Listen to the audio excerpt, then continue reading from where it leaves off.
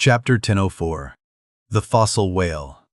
From his mighty bulk, the whale affords a most congenial theme whereon to enlarge, amplify, and generally expatiate. Would you could not compress him. By good rights he should only be treated of in imperial folio.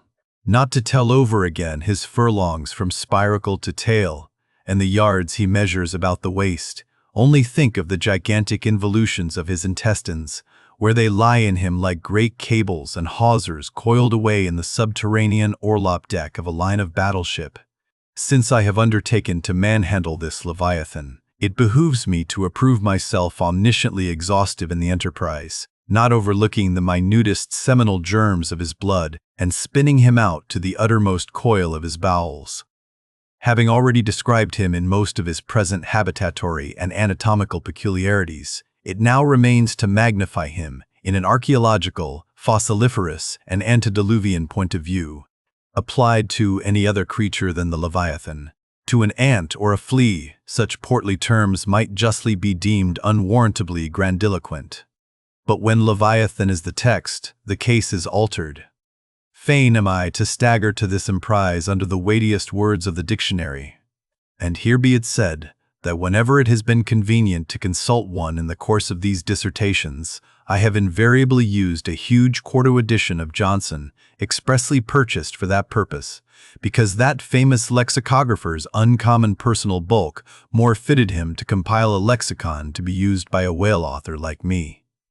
One often hears of writers that rise and swell with their subject, though it may seem but an ordinary one. How, then, with me, writing of this Leviathan? Unconsciously, my chirography expands into placard capitals. Give me a condor's quill. Give me Vesuvius's crater for an inkstand. Friends, hold my arms. For in the mere act of penning my thoughts of this Leviathan, they weary me and make me faint with their outreaching comprehensiveness of sweep, as if to include the whole circle of the sciences, and all the generations of whales, and men, and mastodons, past, present, and to come, with all the revolving panoramas of empire on earth, and throughout the whole universe, not excluding its suburbs. Such, and so magnifying, is the virtue of a large and liberal theme. We expand to its bulk. To produce a mighty book, you must choose a mighty theme. No great and enduring volume can ever be written on the flea, though many there be who have tried it.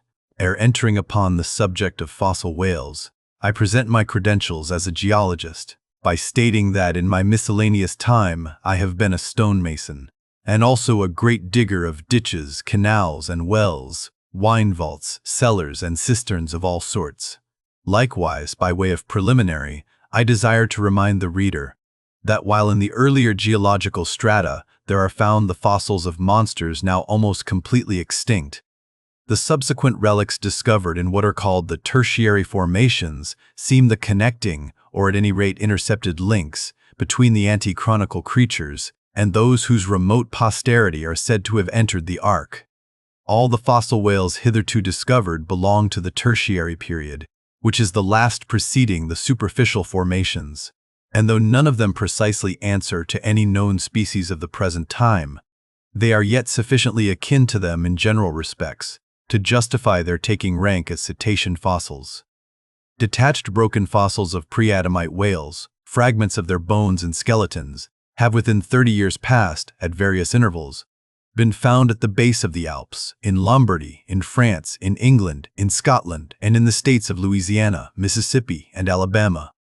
Among the more curious of such remains is part of a skull, which in the year 1779 was disinterred in the Rue Dauphine in Paris, a short street opening almost directly upon the Palace of the Tuileries, and bones disinterred in excavating the great docks of Antwerp in Napoleon's time. Cuvier pronounced these fragments to have belonged to some utterly unknown leviathanic species. But by far the most wonderful of all cetacean relics was the almost complete vast skeleton of an extinct monster, found in the year 1842 on the plantation of Judge Cray in Alabama. The awe-stricken, credulous slaves in the vicinity took it for the bones of one of the fallen angels. The Alabama doctors declared it a huge reptile, and bestowed upon it the name of Basilosaurus. but some specimen bones of it being taken across the sea to Owen, the English anatomist. It turned out that this alleged reptile was a whale, though of a departed species. A significant illustration of the fact, again and again repeated in this book, that the skeleton of the whale furnishes but little clue to the shape of his fully invested body. So Owen rechristened the monster Zeuglodon, and in his paper read before the London Geological Society, pronounced it, in substance, one of the most extraordinary creatures which the mutations of the globe have blotted out of existence. When I stand among these mighty Leviathan skeletons, skulls, tusks, jaws, ribs, and vertebrae, all characterized by partial resemblances to the existing breeds of sea monsters, but at the same time bearing on the other hand similar affinities to the annihilated anti-chronicle Leviathans, their incalculable seniors, I am, by a flood, borne back to that wondrous period, ere time itself can be said to have begun, for time began with man. For time began with man. Here Saturn's gray chaos rolls over me, and I obtain dim, shuddering glimpses into those polar eternities, when wedged bastions of ice pressed hard upon what are now the tropics, and in all the 25,000 miles of this world's circumference, not an inhabitable hand's breadth of land was visible. Then the whole world was the whale's, and, king of creation, he left his wake along the present lines of the Andes and the Himalayas. Who can show a pedigree like Leviathan? Ahab's harpoon had shed older blood than the pharaoh's.